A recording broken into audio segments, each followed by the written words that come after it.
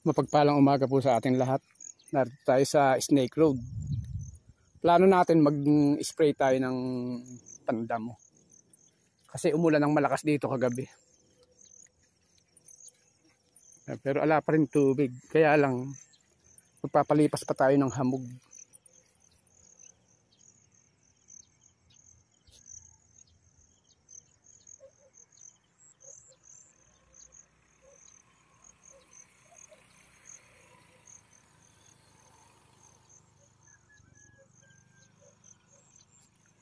Tingnan muna natin yung sa kabila. Yung ating punlaan sa Barangay San Juan. Narito na tayo sa Barangay San Juan. Ayan yung punlaan natin. Maganda na siya.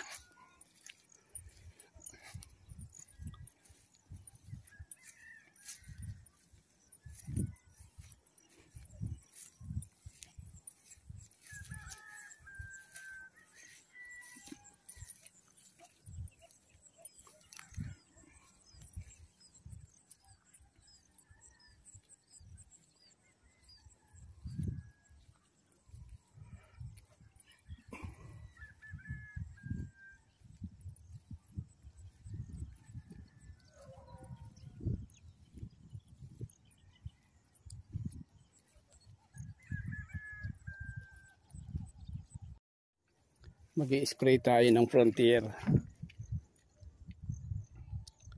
Ang gagawin natin timplada rito ay 150 ml. Yung i-spray natin simula ng isabog 24 days.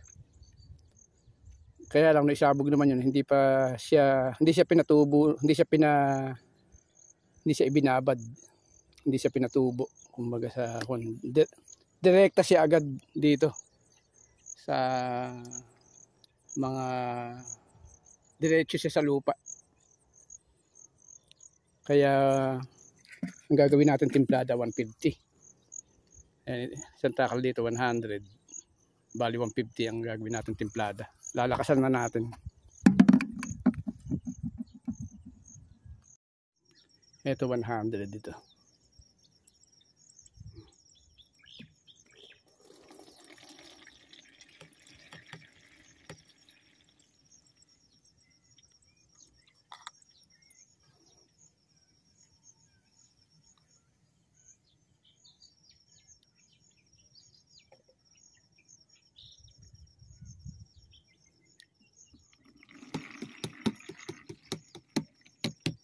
Ay, bali 150 na.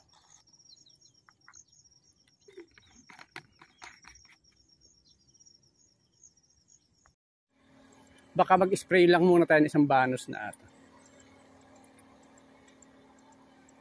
Hindi kasi hindi tayo pwedeng magtagal. Mga hanggang alas 8 lang.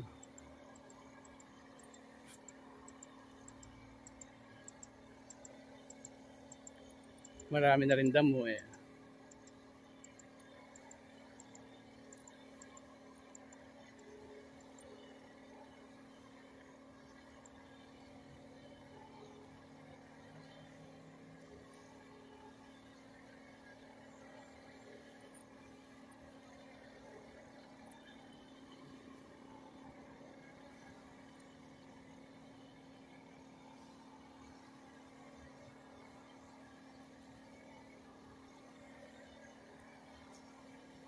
Parang may mga insekto na rin, yung mga kulay orange, napakadami. Yung bang, hindi ko lang alam ang pangalan. Yung parang bang mga kuba. Ayun, dami, lipad-lipad.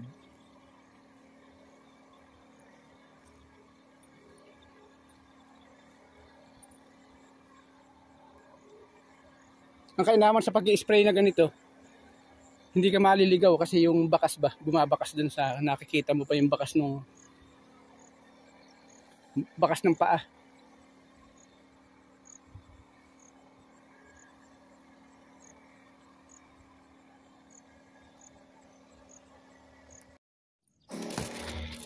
I-spray na rin tayo. ng dire-diretso.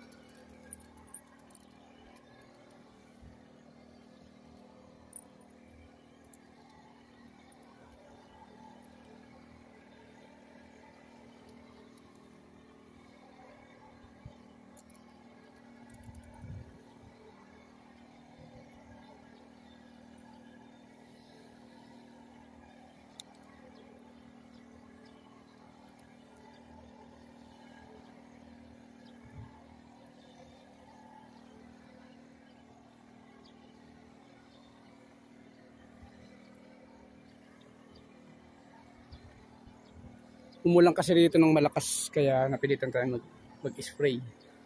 Umulang kagabi.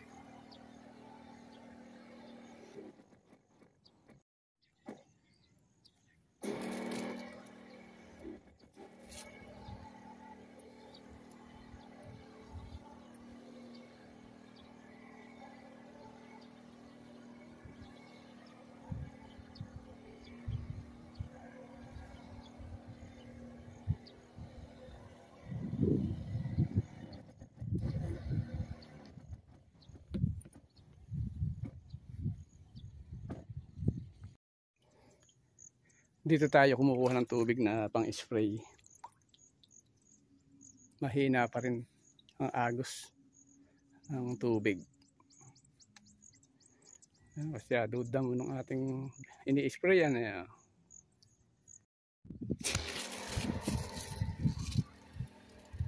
Pang-limang karga na natin ito. Bali, 6 lang ang gagawin nating karga. Yung ating uubusin, uuwi na tayo bukas ulit. Kaya isang karga na lang, uwi muna tayo.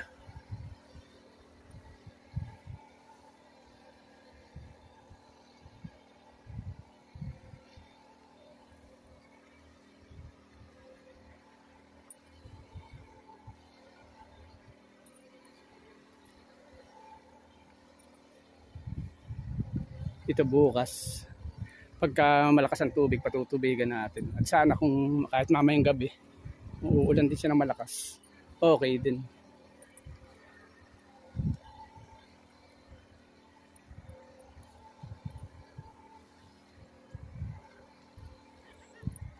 Marami tayong aayusin dito.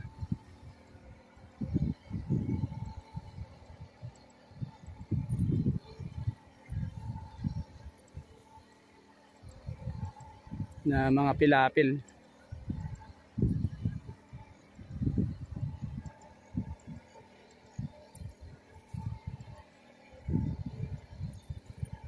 May pakwan pang tumutubo eh.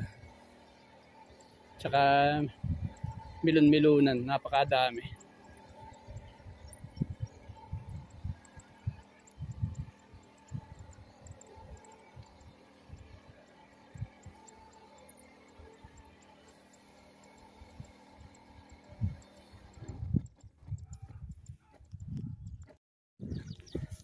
Naka-6 na karga na tayo. Bukas naman ulit. Ayun yung ating mga papaya. Kung hindi siguro umulang kagabi, karami siguro mamamatay ng palay. Kasi ito yung namulan na. Ayun yung ating mga papaya. Bali 6 pala yung natirang papaya na yan.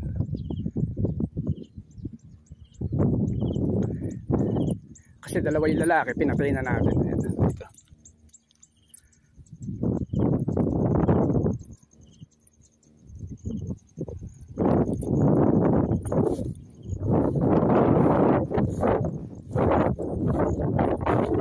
Kung mamumunga talaga ng maganda, maraming papaya na rin yan kasi 6 na puno siya.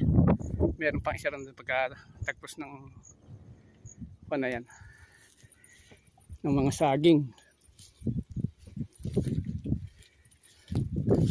Kayang-kaya na natin bukas yan, nangalahati na.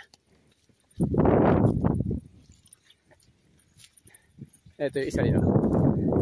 Dadalhan natin ng pataba. Susubuan natin siya para kumon siya. Yung gumanda, yung mga bunga niya. Ito matibay yung ating talong. Bali 2 taon na yan. Eh, hinuhukay natin yung paligid niya para mag-imbak siya ng tubig pagka umulan. Maganda yan. Maganda yung ating mga papaya na yan. Ito yung papaya natin. Magaganda sila. Hindi pa natin siya nalalagyan ng pataba. Lalo na pag nalagyan natin yan, lulusog na yung mga bunga niya na. Bali 6 sila. 6 yung nakalusot natin na papaya.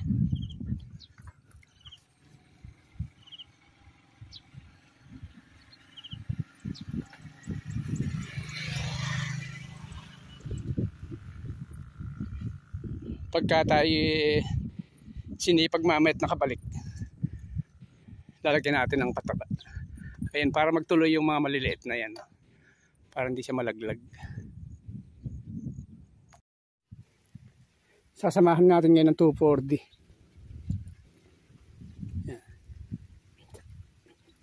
Meron kasing mga kangkong eh. May lugar na may kangkong, kaya sasamahan natin. Ito yung dati pa rin na sukat yung ginagawa natin.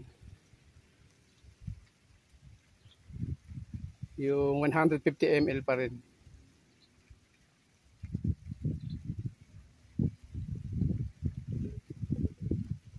$50 muna.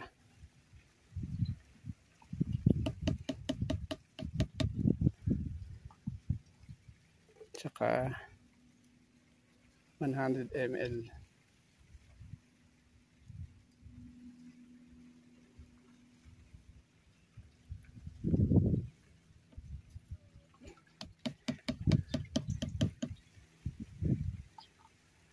Ang naging, kung gaano tayo kaaga kahapon, ngayon naman ganon tayo katanghali.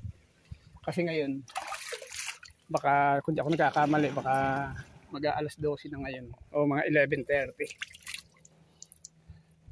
Kaya medyo tanghali tayo ngayon.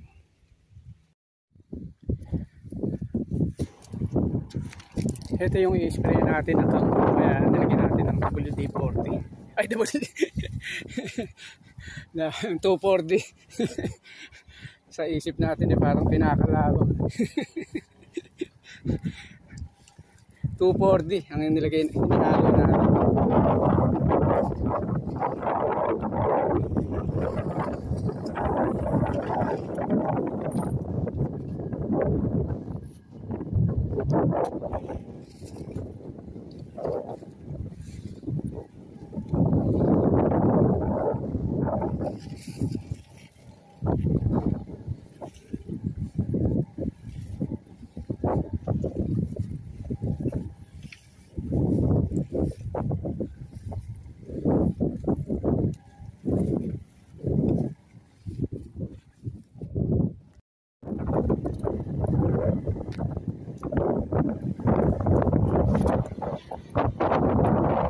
Sprayan na natin lahat. Ang kulang na lang natin ngayon eh yung tubig, pero patapos na tayo. Ito na lang, itong karga na lang na dala-dala natin na ito, tapos na.